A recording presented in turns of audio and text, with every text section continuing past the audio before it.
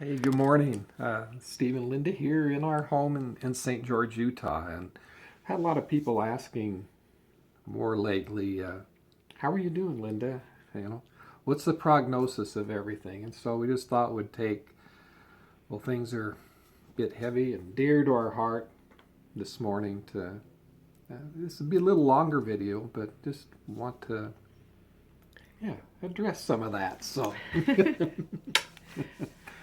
Yeah, I had a doctor's appointment yesterday, and you know, through all of this, I've known that the lesson that I need to learn is to trust myself, the decisions, trust the doctors, trust the advice that I'm being given, and again, that all goes back to me trusting myself to make the right decisions. And as most of you know, I didn't think that I would go the allopathic route and do the chemo and whatnot, but I do believe that having the surgery and doing the chemo was the best choice for me in giving me the best chance for a long-term survival, which is what I'm counting on.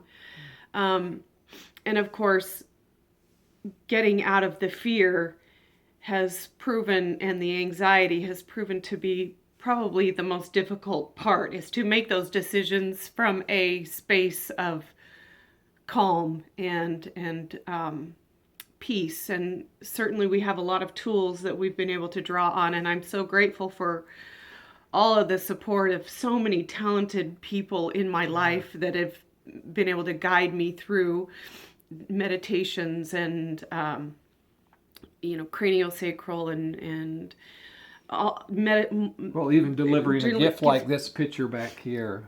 yeah, just so much, in so many people contributing in so many ways, including financially, so that I could get the integrated immune building therapies. And just to be honest and let you know what's going on. There's a couple of people that are very dear to me, very close to me in my family, that are not, that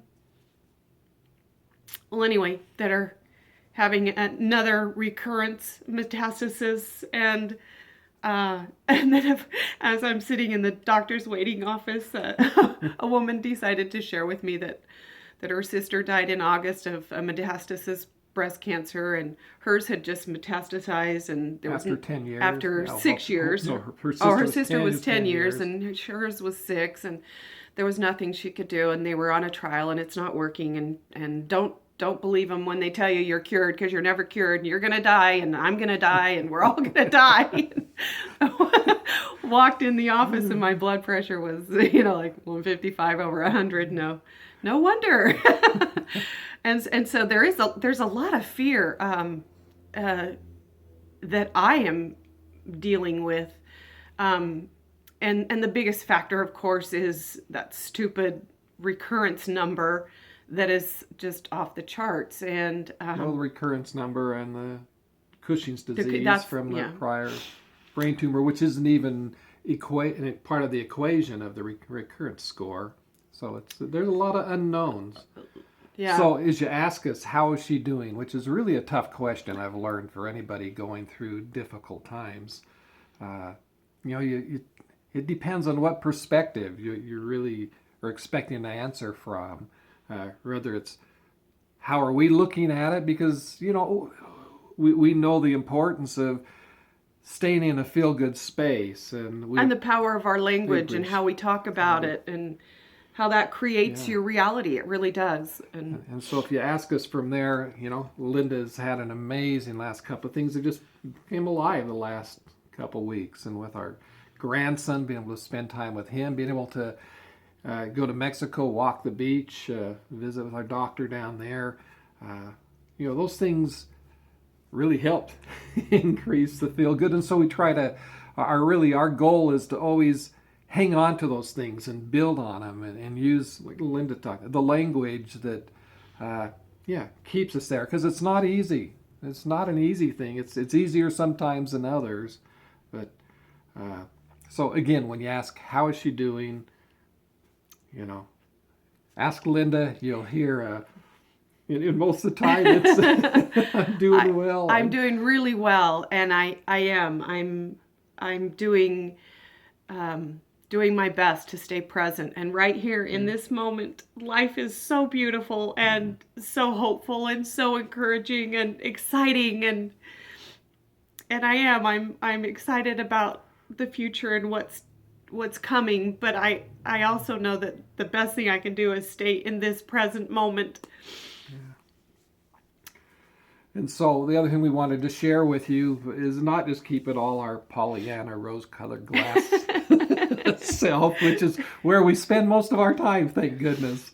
But you know, if you'd been there in the doctor's office with us yesterday with our U.S. oncologist, and you know, her perspective is she's done everything she really can now, having done the double mastectomy and having done the rounds of chemo that she had. You know, we went from, we boosted the odds of it not recurring by some 22% or whatever. Yeah. It went from 44%, so I guess that'd be, in reality, it'd be 56%. Took another 22% off of that. And if she does what she'd like to do in the area of hormone blocking, we get it down to where there's like only a 39% chance of reoccurrence over the next 10 years.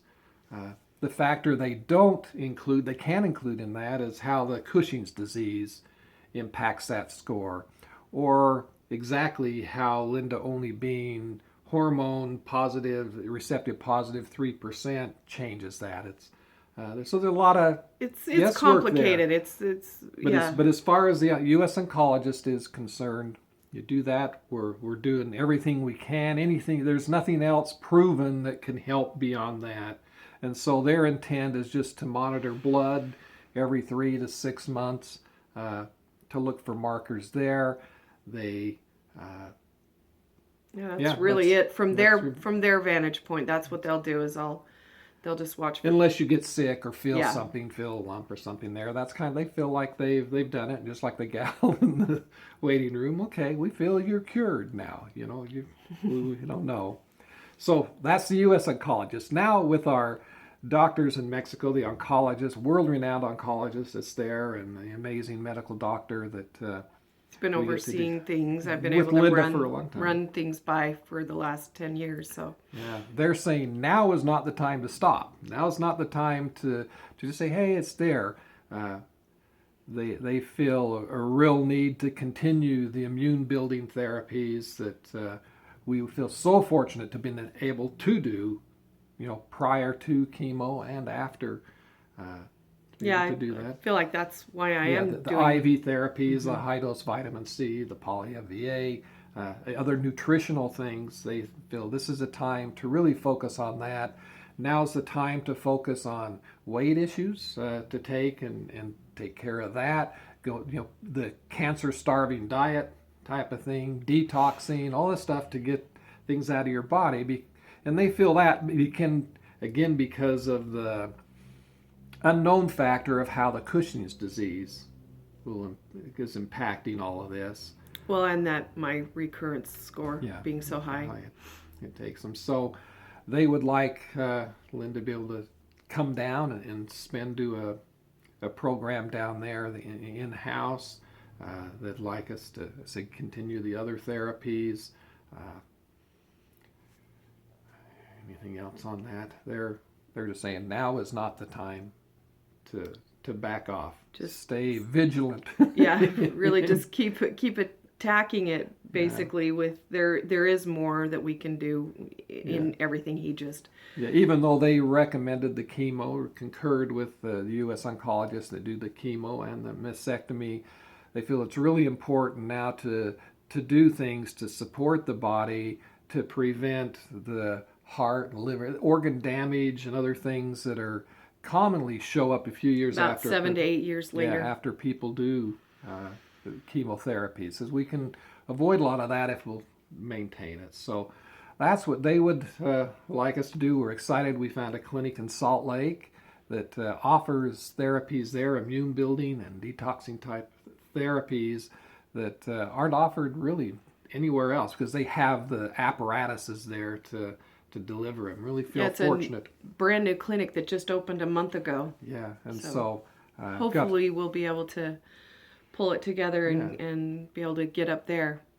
So again, that's how they would answer the question. For us, we're saying, hey, we're we feel so blessed to have been able to do what we've been able to do right now. We feel it feels so good to now be able to say, okay, let's move on with the things in life that we'd kind of planned before this hit, or see where the universe pulls us, because of this. But so grateful to, again, all of the energy and the love that you've sent and the support. We honestly believe that, that is every bit as life-saving as the chemotherapy or any medication. That is really, we feel it, and it's helping tremendously. So thank you. And so we're just taking the position, if we're supposed to do the other things, if that's supposed to be there, just like it happened before, ways will be provided, and it's all going along perfectly. Heck, we get to be next to the person we love most. It's the time, and enjoy that time together with family. And heading off to go tend a granddaughter over the weekend. For the weekend will be another bright spot. So there's the long side of There's the long version of how are you doing? Love you all, and look forward to whatever's ahead. Thank you. That's all I got to say about that. Love you. Bye-bye. Here we go.